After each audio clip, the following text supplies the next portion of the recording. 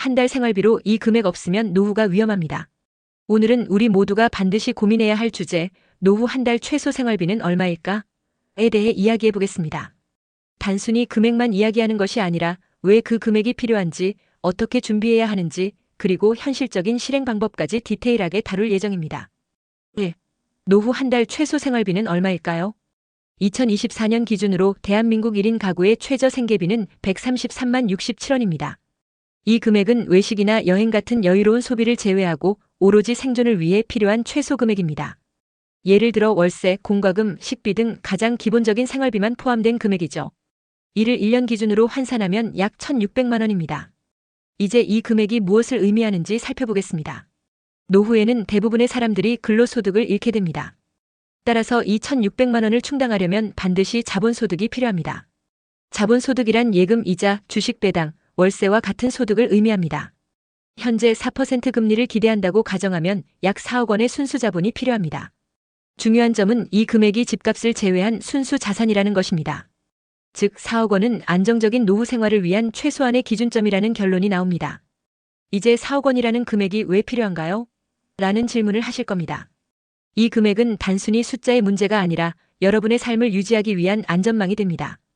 갑작스러운 건강 악화, 경제 위기, 혹은 예상치 못한 비용이 발생했을 때 이 자산이 여러분의 삶을 지켜주는 역할을 합니다. 노후 준비를 가로막는 흔한 문제들. 노후 준비를 어렵게 만드는 요인들은 무엇일까요?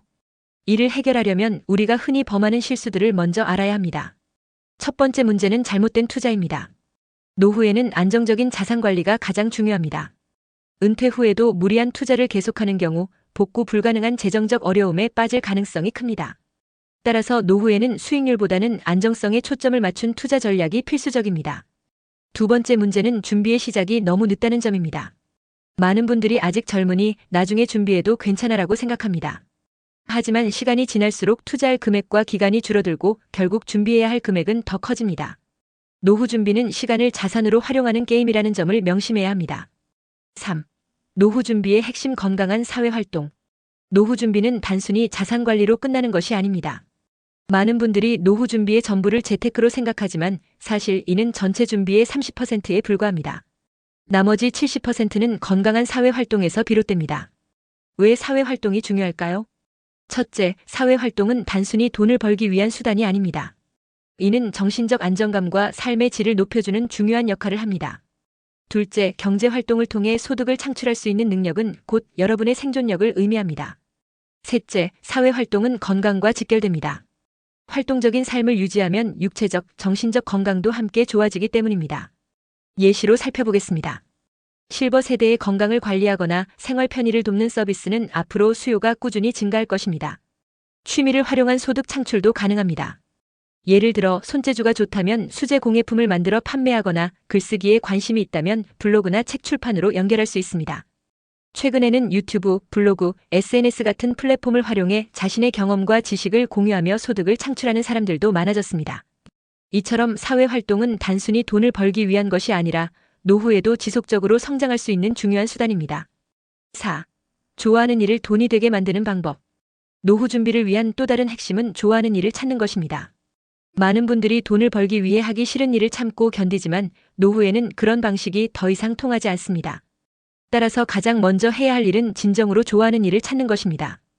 이를 위해 다음과 같은 단계를 따라보세요. 첫째, 여러분이 좋아하고 잘하는 것을 적어보세요.